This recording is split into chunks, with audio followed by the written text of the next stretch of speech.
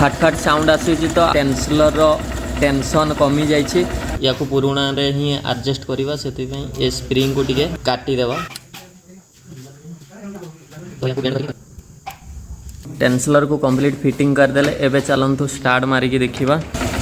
तो एबे स्टार्ट हो जाइए आउ से साउंड नहीं।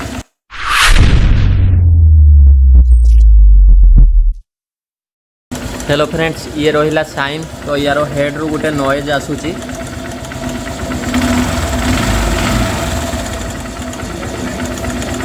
खट खट साउंड आसूची तो आपण माने जानि सारिबेनी एथिरे प्रॉब्लम कोन हिची। टेंसलर टेंशन कमी जाइए तो या आज टेंसलर को चेंज करवानी या एडजस्ट करके ठीक करवा। तो टेंसलर प्रॉब्लम यार ऊपर प्रॉब्लम चेक करने या पत्ती लगेवा। तो पत्ती एपट सेपट हो तो टेंसलर टी जाइए टेंशन कमी जाइए। तो या मु टाइट करुँची तो साउंड ओके हो जाऊँगी। छाड़ी दूँगी तो पुणी साउंड आसी जाऊँगी।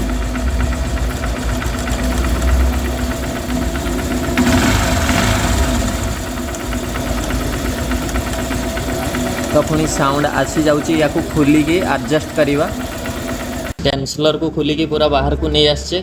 यार टेंसलर स्प्रिंग टी लूज हो जाइए या पुराणा रे ही एडजस्ट करवा से ये स्प्रिंग को टिके काटी देवा।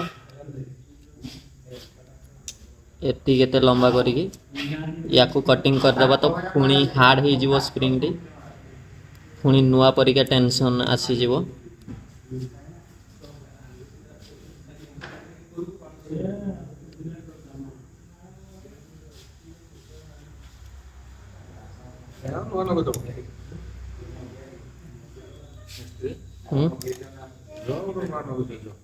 एटा हे जीवो इंजिन काम करियो बोले चेंज कर दो एका थरे।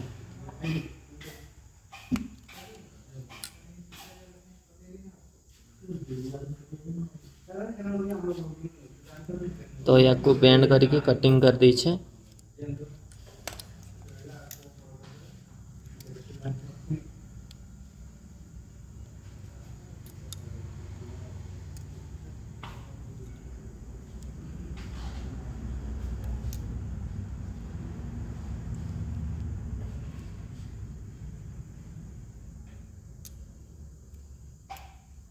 तो ये कंप्लीट हो गला।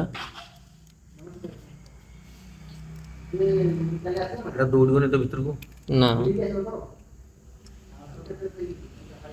नुआ परिका टेंशन हार्ड हो गला। एबे चलंतु फिटिंग करके स्टार्ट करके देखिबा। टेंसलर को कंप्लीट फिटिंग करदेले एबे चलंतु स्टार्ट मारिकी देखिबा।